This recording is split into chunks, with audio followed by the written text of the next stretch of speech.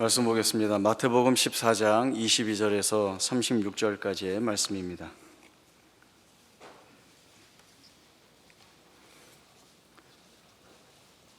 마태복음 14장 22절에서 36절까지의 말씀 제가 읽겠습니다.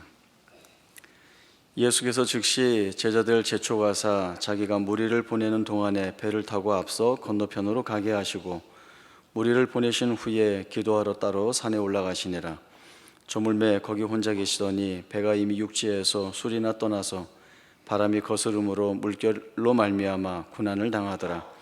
밤 사경에 예수께서 바다 위로 걸어서 제자들에게 오시니 제자들이 그가 바다 위로 걸어오심을 보고 놀라 유령이라 하며 무서워하며 소리 지르거늘 예수께서 즉시 이르시되 안심하라 나니 두려워하지 말라.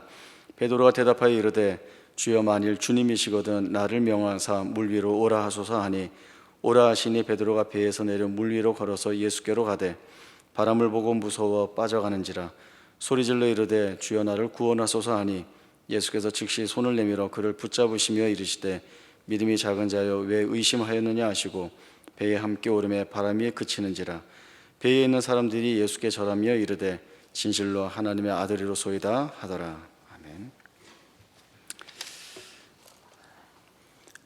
오늘 본문은 오병이어의 기적을 이어가는 또 하나의 기적이 나오고 있습니다.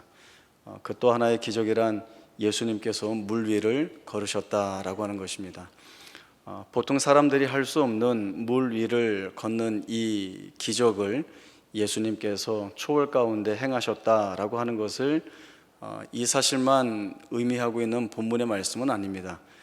훨씬 더 풍성하고 깊은 뜻들이 있는데 그 말씀들을 같이 한번 살펴보도록 하겠습니다. 요한복음 1장 5절에 빛이 어둠에 비치되 어둠이 깨닫지 못하더라 라고 하는 말씀이 있습니다.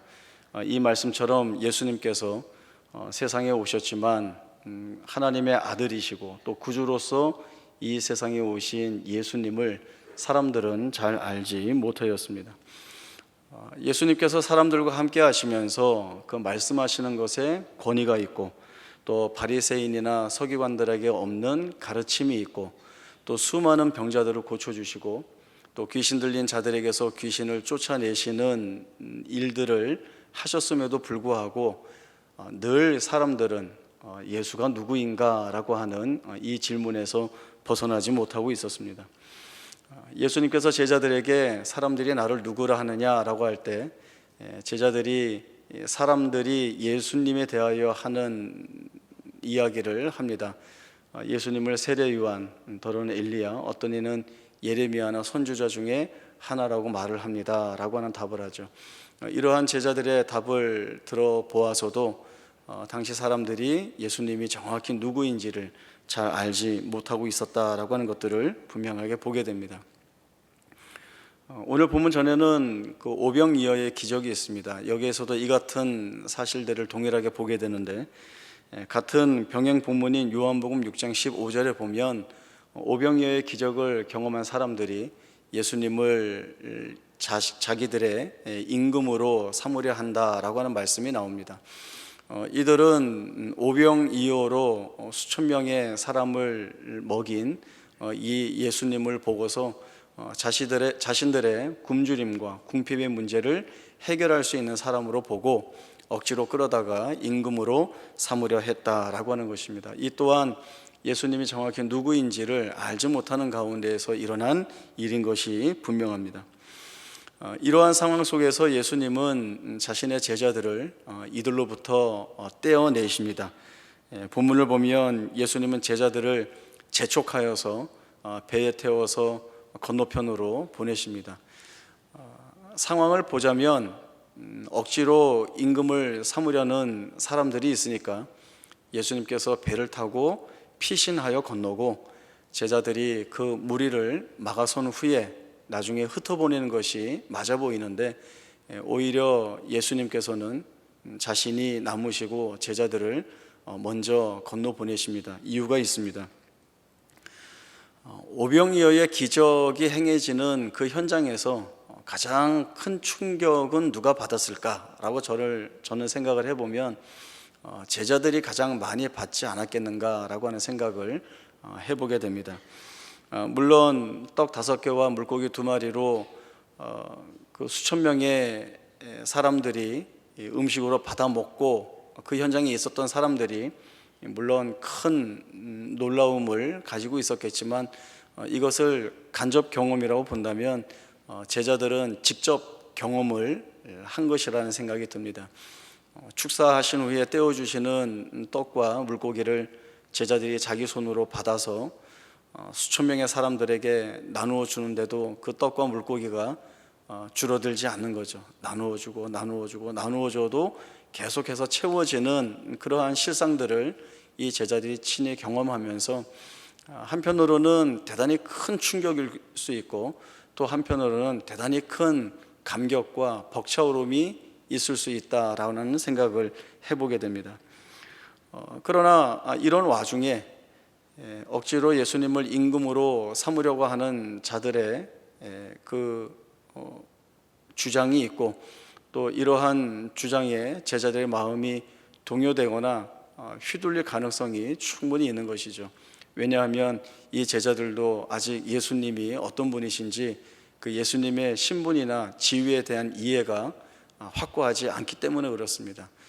그런 이유로 예수님이 제자들을 먼저 배를 태워서 강 건너편으로 보내시게 됩니다. 그리고 그 이후에 더 중요한 장면이 나옵니다. 예수님께서 제자들을 배에 태워 보내셨는데 거친 물결로 인하여서 밤새 이 제자들이 고생을 하게 됩니다.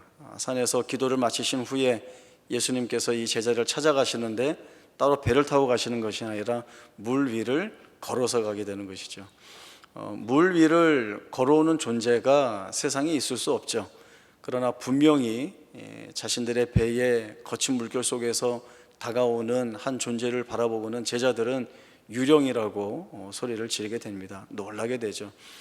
그러나 예수님께서는 예수님 자신인 것을 밝혀주시면서 두려워하지 말라고 하시고 또 그런 중에 베드로는 주님이시면 나를 걸어오라고 명해 주십시오 라고 해서 오라고 하니까 또 그 배에서 내려서 주님께 걸어가게 됩니다.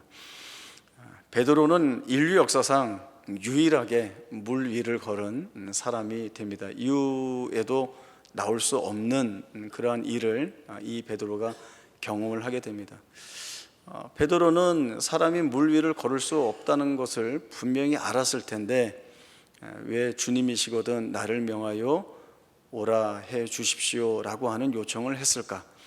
또 그 요청을 해서 오라 하셔서 걸어가는데 중간에 왜 또 두려운 마음을 품어서 물에 빠지는 것은 뭔가 이런 생각이 듭니다.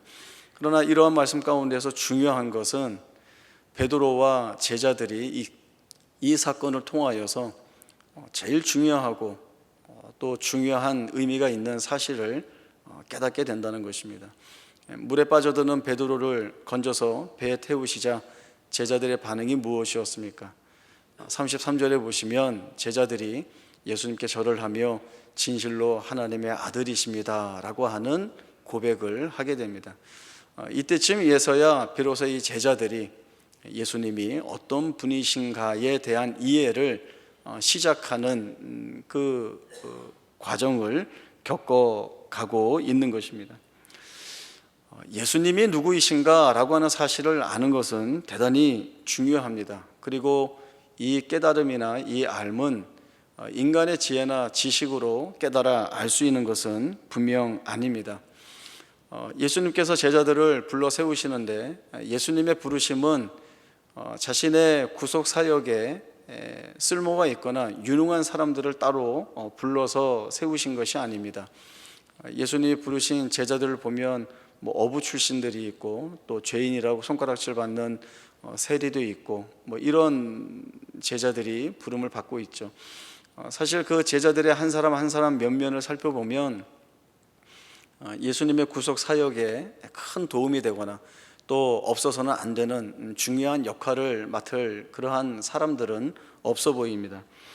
그러나 이 제자들이 예수님과 3년 동안의 공생의 사역을 동행하면서 예수님으로부터 말씀을 듣고 또 다른 사람에게는 가르쳐 주시지 않는 비밀들을 이 제자들에게만 풀어주시고 또 여러 가지 경험들을 하죠. 경험이라는 것이 예수님께서 보여주신 여러 이적과 기적들인데 가나 혼인잔치에서 물로 포도주를 맞는 것이라든가 또 많은 병자들을 말씀으로 치유하시는 거라든가 귀신을 쫓아내시고 또 자연을 명령하여서 그 명령에 따르게 하는 것, 또 지난 설교 때 살펴봤던 오병이어의 기적이나 오늘 또 이 물리를 걸어오시는 이러한 일련의 내용들을 통하여서 예수님이 과연 어떤 분이신가에 대한 이해 깊이를 더해가는 것들을 저희들이 보게 됩니다. 이러한 과정이나 이러한 여러 사건과 경험들을 통하여서 결국 이 제자들은 마태복음 16장에서 예수님에 대하여서 할 수 있는 그 고백의 기틀을 다져나가게 되는 것입니다. 예수님께서 제자들에게 사람들은 이러이러하다고 했는데 그럼 너희는 나를 무엇라고 하느냐라고 할 때에 베드로가 나서서 주는 그리스도시요 살아계신 하나님의 아들이십니다 라고 하는 고백을 하게 됩니다. 이 고백은 베드로가 했지만 베드로만의 고백은 아닐 것입니다. 그와 함께 했던 많은 제자들의 고백이 이와 같지 않았을까라는 생각은 이 모든 제자들이 예수님께서 승천하시면서 주신 그 마지막 사명에 자신들의 생명을 다 걸었던 것들을 보면 이들이 처음에는 알지 못했지만 처음에는 다른 사람들처럼 이 예수님이 하나님의 아들로서 자신의 생명을 대속물로 주시기 위하여 오신 유일하신 구주이신 예수 그리스도가 되신다는 사실들을 잘 알지 못하였지만 그러나 예수님과 동행하면서 그 예수님이 진정 하나님의 아들이시고 구주라고 하는 사실들을 깨닫게 되면서 자신의 전 생애를 하나님 앞에 드리고 또 그 생애에 헌신의 순종의 모습들을 담아내는 것들을 저희들이 보게 됩니다. 이러한 제자들의 변화되는 모습은 다른 것에 기인한 것이 아니라 예수님을 바로 알고 그리고 바로 만났기 때문에 그렇습니다. 그리스도이시며 살아계신 하나님의 아들이신 예수님을 제대로 만났기 때문에 이 제자들이 부름받은 제자로서의 그 부르신 목적의 본연의 자리에 들어와 설 수 있었던 것이지 내가 깨닫고 내 지혜로 이 모든 사실들을 인지하여서 자기의 고백을 자기의 학식이나 지식에 의하여 한 것은 분명히 아닙니다. 제자들뿐만 아니라 이러한 증언은 성경 안에 많이 있습니다. 예수님이 십자가상에서 돌아가신 후에 엠마오로 향해 가던 두 제자가 있었습니다. 이들은 예수님의 부활에 대하여서 이야기하면서 예루살렘을 떠나고 있었지만 그 주님이 하신 부활에 대한 의미가 무엇인지를 전혀 알지 못하고 있었습니다. 그리고 영적으로도 많이 낙심되어 있었기 때문에 예수님이 이들과 같이 길을 가시면서 동행하는 데에도 예수님이 자신들과 함께 하신다는 것을 전혀 알지 못했습니다. 예수님께서 이들에게 그리스도가 고난을 받은 후에야 자기의 영광을 취하신다는 것, 또 모든 성경의 말씀이 바로 이 그리스도에 대하여서 증언하고 있다라고 하는 모든 말씀들을 다 풀어주시고 나중에 떡을 나누실 때 축사하실 때에야 이들의 눈이 밝아져 예수님인 것을 그제서야 보게 됩니다. 그리고 이들은 가던 길을 곧장 간 것이 아니라 다시금 자신들의 발걸음을 돌이켜서 예루살렘에 있는 제자들을 향하여 나아가게 됩니다. 돌이켰다라고 하는 것은 그들의 심령의 변화가 있었다는 것이죠. 그들이 잘 알지 못하였던 예수를 다시금 알게 되었다는 것이고 다시금 알게 된 그 예수에 대한 새로운 헌신의 각오가 이들에게 생겼다라고 하는 내용들이 바로 이러한 모습으로 드러나고 있습니다. 우리가 잘 알고 있는 사도 바울도 그렇습니다. 사도 바울은 사울일 때 예수님을 가장 반대하던 자였습니다. 예수 믿는 자들을 잡아다가 옥에 가두기도 하고 또 이들을 죽이는 일에 증인을 서는 그러한 열심을 다하는 사람이 바로 이 사울입니다. 그런데 이 사울이 예수님을 만나죠. 다메섹 도상에서 예수님이 이 사울을 부르십니다. 사울아 사울아 내가 왜 나를 핍박하느냐라고 할 때 이 사울의 질문은 이것이었습니까? 주여 누구십니까? 라고 하는 것이죠. 알지 못합니다. 나는 내가 박해하는 예수라 라고 할 때에 그리고 이 사건을 통하여서 사울은 이전까지 지니고 있었던 예수 그리스도에 대한 모든 생각들이 다 바뀌게 됩니다. 예수 믿는 자들 핍박할 때 이 사울이 지니고 있었던 예수님은 자기 자신을 하나님의 아들이라고 이야기하는 신성 모독죄를 저지른 사람이었고, 또 유대교의 신앙을 회방하는 한 사람이었고, 그래서 십자가 형벌에서 비참하게 죽은 죄수의 한 사람으로밖에는 생각하지 않고 있었습니다. 그러나 사람들이 그를 하나님으로 또 예수 그리스도 구주로 믿으니까 그래서는 안 된다라고 하는 열심에 이들을 다 잡아다가 가두는 일에 열심을 내었죠. 그러나 부활하신 주님을 이 사울이 만난 것 아닙니까? 직접 보게 되고 또 그 음성을 듣게 되고 또 아나니아를 통하여서 예수 그리스도가 누구이신지를 배우게 됩니다. 그리고 변화돼서야 이 사울이 하게 된 고백은 이전에 그가 예수를 제대로 알지 못했던 것과는 전혀 다른 그러한 고백들을 이 사울이 갖게 됩니다. 고린도전서 15장 1절에서 10절까지의 말씀을 한번 보겠습니다. 신약 성경 281쪽입니다. 고린도전서 15장 1절에서 10절까지의 말씀을 제가 읽겠습니다. 고린도전서 15장 1절부터 말씀 봅니다. 형제들아, 내가 너희에게 전한 복음을 너희에게 알게 하노니 이는 너희가 받은 것이요 또 그 가운데 선 것이라. 너희가 만일 내가 전한 그 말을 굳게 지키고 헛되이 믿지 아니하였으면 그로 말미암아 구원을 받으리라. 내가 받은 것을 먼저 너희에게 전하였노니 이는 성경대로 그리스도께서 우리 죄를 위하여 죽으시고 장사 지낸 바 되셨다가 성경대로 사흘 만에 다시 살아나사 게바에게 보이시고 후에 12 제자에게와 그 후에 500여 형제에게 일시에 보이셨나니 그 중에 지금까지 대다수는 살아있고 어떤 사람은 잠들었으며 그 후에 야고보에게 보이셨으며 그 후에 모든 사도에게와 맨 나중에 만삭되지 못하여 난 자 같은 내게도 보이셨느니라. 나는 사도 중에 가장 작은 자라. 나는 하나님의 교회를 박해하였으므로 사도라 칭함받기를 감당하지 못할 자니라. 그러나 내가 나된 것은 하나님의 은혜로 된 것이니 내게 주신 그의 은혜가 헛되지 아니하여 내가 모든 사도보다 더 많이 수고하였으나 내가 한 것이 아니요 오직 나와 함께 하신 하나님의 은혜로라. 아주 분명하게 그리고 아주 확고하게 예수에 대한 이해를 이 사울이 가지고 있습니다. 그리고 이제는 그가 사도로 부름을 받고 사울이라고 하는 이름에서 그의 이름도 바울이라고 바꾸어지게 됩니다. 예수님이 누구이신지 또 어떤 분이신지를 바로 알게 된 이 사울은 더 이상 사울로서의 삶을 살아갈 수가 없게 된 것입니다. 이제는 자기가 박해하던 그 자리에 자신의 삶을 세워나가게 됩니다. 그리하여서 이제는 더 이상 박해하는 자가 아니라 그 박해했던 복음을 증거하고 증언하는 자로서의 삶을 살아가게 되고, 그리고 예수를 신성 모독자 그리고 유대교 신앙 회방자로만 알고 있었던 그가 이제는 예수가 우리의 죄를 위하여 십자가에 죽으시고 그리고 성경에서 말씀하신 대로 다시 부활하신 우리가 유일하게 붙잡아야 될 구주이신 것을 고백을 하고 있습니다. 어느 인생도 예수 그리스도를 바르게 만나지 않고는 그의 인생을 온전하게 세워 나갈 수가 없습니다. 예수님이 어떤 분인지를 제대로 알아야 이 예수님에 대한 믿음의 고백을 가질 수 있고 그리하여 구원을 얻고 또 주님으로 인한 생애를 살아갈 수가 있습니다.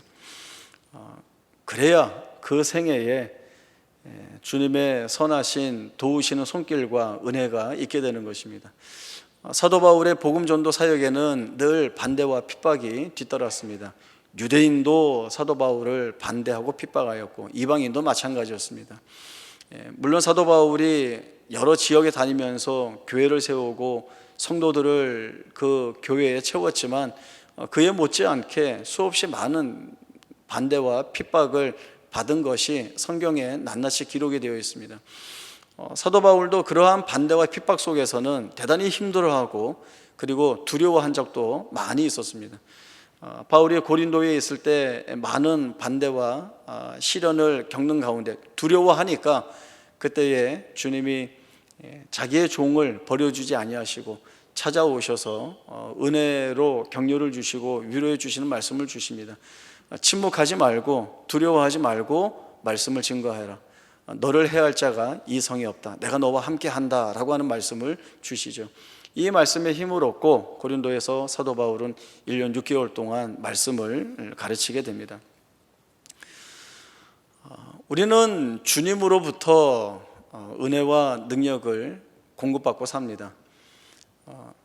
그러기 위해서는 내가 붙들고 있는 이 예수님이 어떤 분이신지에 대한 분명한 고백이 있어야 하고, 그리고 이 분명한 고백이 있다고 한다면 내 삶에서 내가 맞닥뜨리고 겪게 되는 모든 상황과 조건 속에서 어떤 반응을 보여야 하는가라고 하는 것들은 우리가 분명하게 알 수 있습니다. 이러한 것들로 우리가 내가 예수님을 바르게 만나고 있는가, 붙잡고 있는가, 알고 있는가를 판별할 수 있는 내용이 됩니다. 제가 가까이 교제하는 선교사님이 한 분 계시는데, 이 선교사님과 사모님은 정말 그 선교사로 헌신하면서 대단히 주의 사역에 열심을 다하셨던 분들입니다. 그런데 사역하는 도중에 사모님이 좀 몸이 편찮으셔서 그 사역을 중단하고 이제는 그 사모님 치료에 집중하는 시간을 한국에 들어와서 가지고 계십니다. 상황으로 본다면 그 선교사님으로서는 내 일을 돕던 나와 같이 동역하던 아내가 어떻게 될까봐 굉장히 불안한 마음도 있을 수 있고, 또 밤새 고통스러워서 신음하는 아내를 보면서 대단히 그 마음이 아파서 속으로 울부짖으며 기도했다라고 하는 그러한 말을 듣게 됩니다. 그런데 그러한 이야기를 하는 그 선교사님의 표정이 어떠했는가라고 하면, 그래서 이걸 어떻게 제가 설명해야 될지는 모르겠지만 분명히 침울한 표정은 아니었습니다. 그리고 두려움이 깃들어 있는 표정도 아니었습니다. 오히려 가장 제가 느낄 수 있는 표정이라고 한다면 오히려 담담하고 어쩌면 그 얼굴 가운데 편안함을 느끼고 있는 표정이 있음을 제가 보게 됩니다. 이야기를 나누는 가운데 그 선교사님이 이런 이야기를 하시더라고요.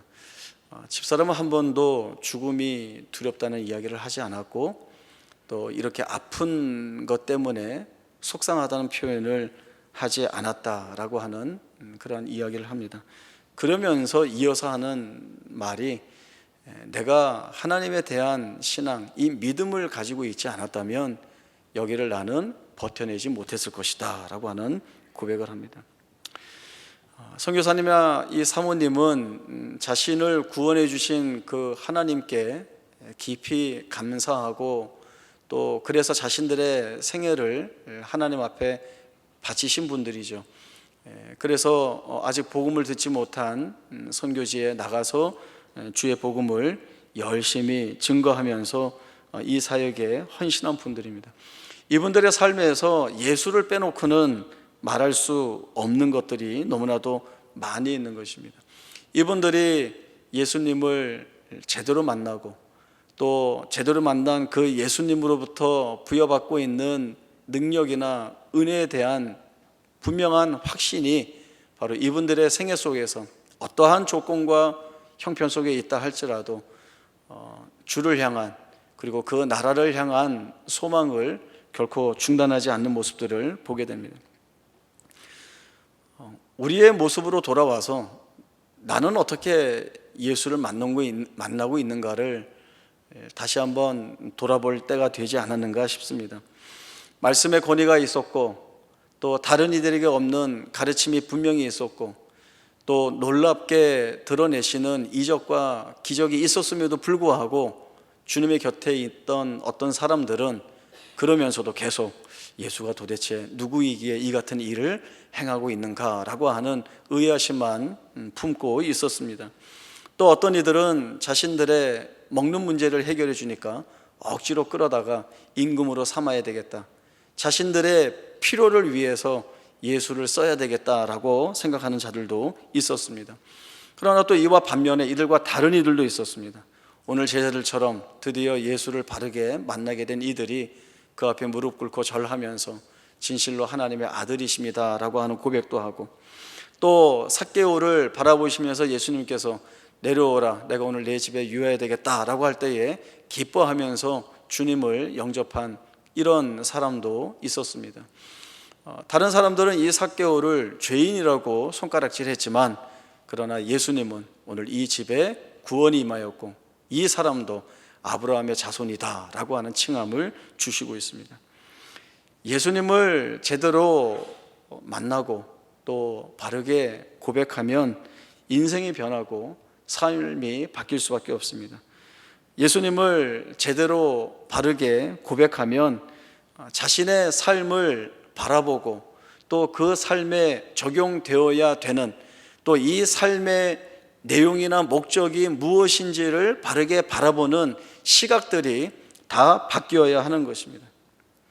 이제 우리의 신앙이나 우리의 믿음은 더 이상 좋은 조건 속에서만 확인되는 것이어서는 안 되는 것입니다.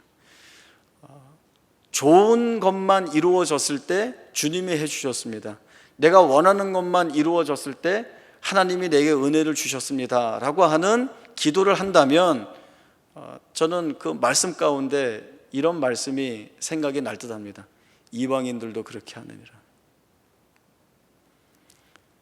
이제는 내 삶에 내가 부딪히는 모든 일 가운데 바른 믿음의 고백과 신앙의 고백을 가져야 하는 것입니다. 그것은 실패 속에서도, 때로는 시련과 환난과 고난 속에서도, 때로는 죽음에서마저도 하나님께서 내 생애 속에서 이루어내시는 일들에 대한 바른 고백과 이해가 있을 때에, 그러면 나는 이 삶에서 내가 어떤 고백을, 이 조건 속에서 나는 어떤 고백을 하나님 앞에 올려드리겠는가, 또 이 안에서 나는 내 삶을 어떻게 해석하고 바라볼 것인가에 대한 이해는 이제부터는 달라야 하는 것입니다.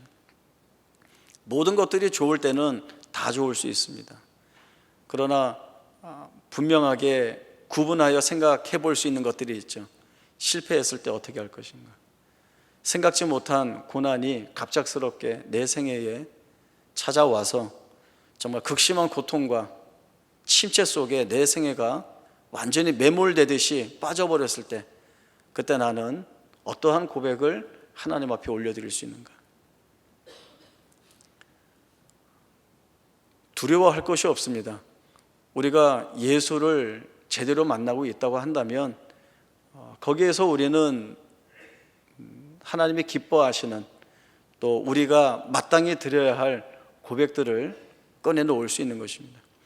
제가 말씀드린 그 선교사님 부부 두 분이 어떤 세상적인 지식이나 학적이나 아니면 그분들이 가지고 있는 재물이 많아서 그래서 그런 이야기를 한 것이 아니라, 예수만이 참 소망이고 예수만이 참 나의 구주이심을 알고 있기 때문에, 또 그 주님이 내 생애 속에서 이루시는 일들이라고 한다면 그 결과가 어떠한 모양으로 나타나는지와 상관없이 하나님 앞에 영광 돌리는 한 사람의 쓰임받는 생애로서의 감사의 고백이 있을 수 있기 때문에 그러한 고백을 할 수 있는 것이죠. 우리는 두려워할 필요가 없습니다. 우리는 예수를 제대로 만날 것이고, 또 주님이 우리를 제대로 만나 주시기 위하여서 제자들을 불러 세우시고 그들을 오랜 시간 동안 말씀을 가르쳐 주시고 이적들 가운데에서 그 이적이 품고 있는 비밀들을 가르쳐 주심으로 인하여서 결국엔 자기를 부인하고 자기 십자가를 지고 예수를 쫓는 제자를 만드신 것처럼 우리를 만들어내실 것입니다. 이것이 오늘 말씀이 우리에게 주고 있는 약속인 것입니다. 우리는 세상이 알지 못하는 약속을 하나님으로부터 받고 있고, 이것은 참 신비한 비밀입니다. 그 누가 고통과 고난과 시련과 그리고 실패와 죽음 속에서 웃으면서 감사할 수 있겠습니까? 제정신이 아닌 사람들이겠죠. 세상이 이를 감당치 못하는 자들, 바로 우리 아니겠습니까? 이러한 자리에 우리가 부름받고 있다는 것, 그래서 두려워할 것 없고 예수를 온전히 고백하기 위한 주님의 은혜가 필요하다는 이 사실 앞에 우리의 생애를 바로 세워나갈 수 있기를 바랍니다. 기도하겠습니다. 하나님 아버지 은혜를 감사합니다. 제자들은 여느 사람들과 같이 예수가 누구인지 잘 알지 못하였지만 예수님께서 이들을 말씀으로 가르쳐 주시고 만나 주시고 또 은혜를 부어 주셔서 결국엔 예수님이 누구인지를 알아 그 주님 앞에 자신의 전 생애를 맡기며 헌신하고 충성하는 자들이 되었습니다. 주님께서 우리를 불러주셨고 저희 또한 주님 앞에 세워주셨습니다.